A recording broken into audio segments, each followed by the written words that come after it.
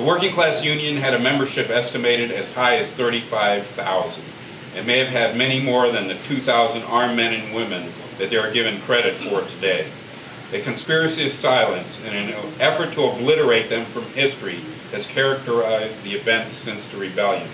In fact, you won't find this event written in any, or hardly any textbooks. The Constitution of the WCU said that all members of the working class over the age of 18, regardless of race, sex, color, or occupation, could join, and that any means necessary would be used to better the conditions of the working people. Their first demand was for the total abolition of crime, disease, and the death-producing practice of rent, interest, and profit-taking as inequities that have been and now are being imposed upon the working class of the world.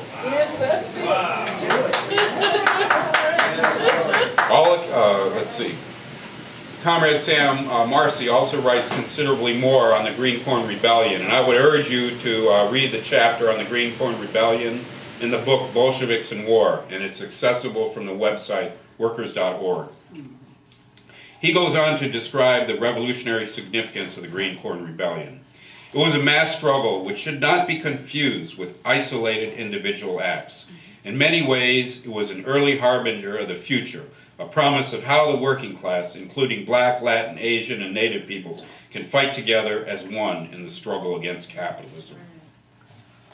The popular insurrection did not conform to the preconceptions of many socialists of the time or later historians.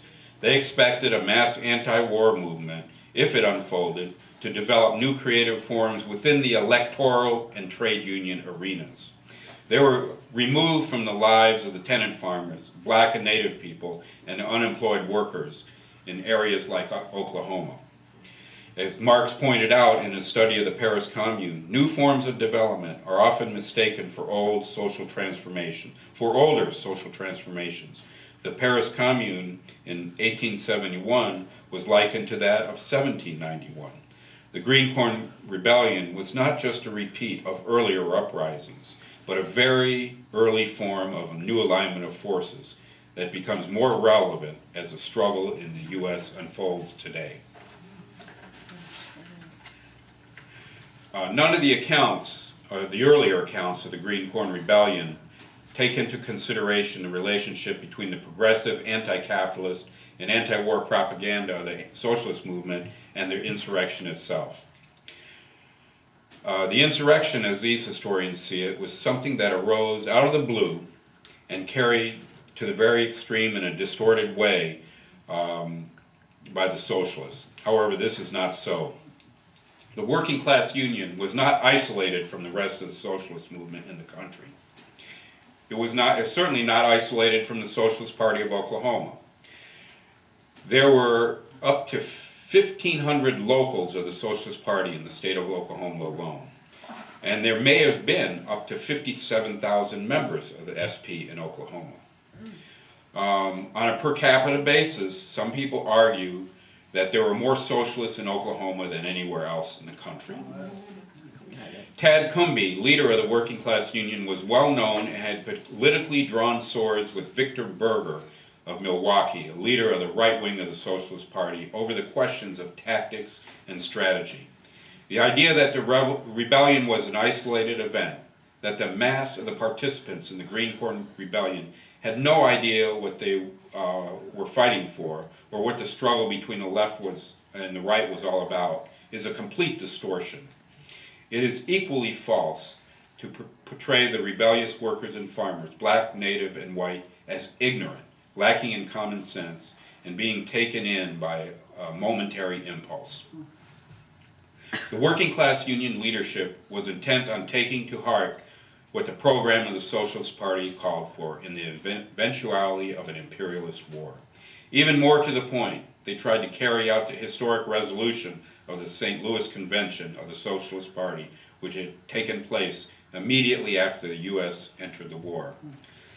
The resolution not only condemned the war, but it reaffirmed the principle of working class internationalism.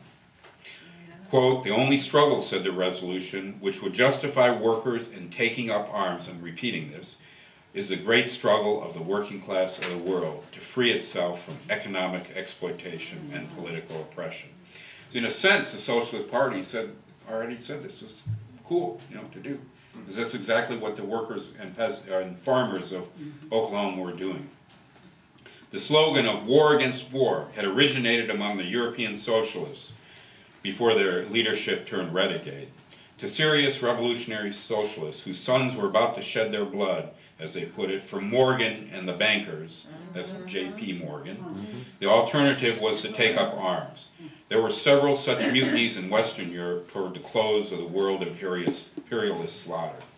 This was also precisely the strategic outlook fought for by Lenin, which enabled the Bolsheviks to turn the imperialist war into a civil war, overturn the Tsarist autocracy, and establish the first successful worker state in history. The Green Corn Rebellion was an echo of the revolutionary defeatism practiced in Russia by the Bolsheviks and in Germany by the left-wing socialists headed by Karl Liebknecht and Rosa Luxemburg. Tremendous repression followed the defeat of the Green Corn Rebellion. Of course it got defeated, right? I mean, otherwise we'd be living in a different world today. What did they try to do? What did they try to do? They actually tried to march on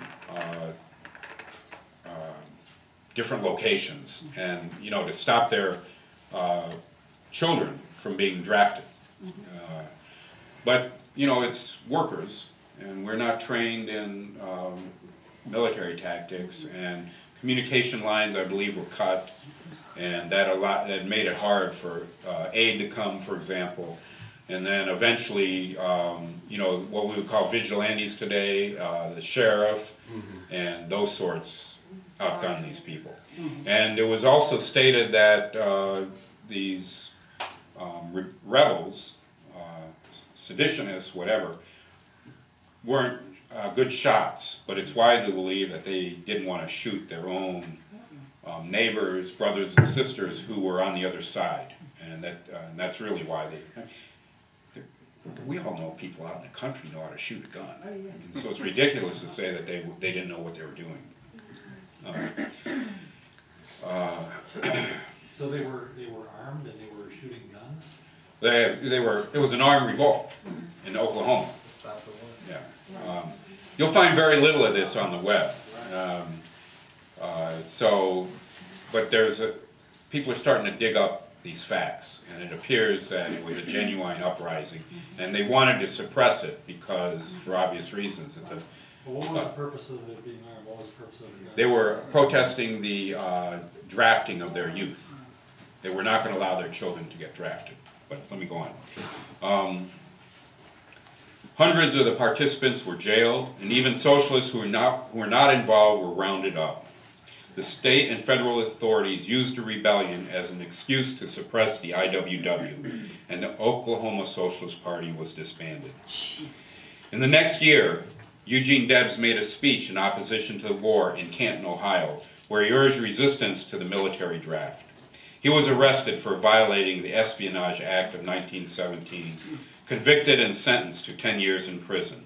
At his sentencing hearing, he stated, quote, "Your Honor, years ago, I recognized my kinship with all living beings, and I made up my mind that I was not one bit better than the meanest on earth. I said then, and I say now, that while there is a lower class, I am in it, and while there is a criminal element, I am of it, and while there is a soul in prison, I am not free," end quote.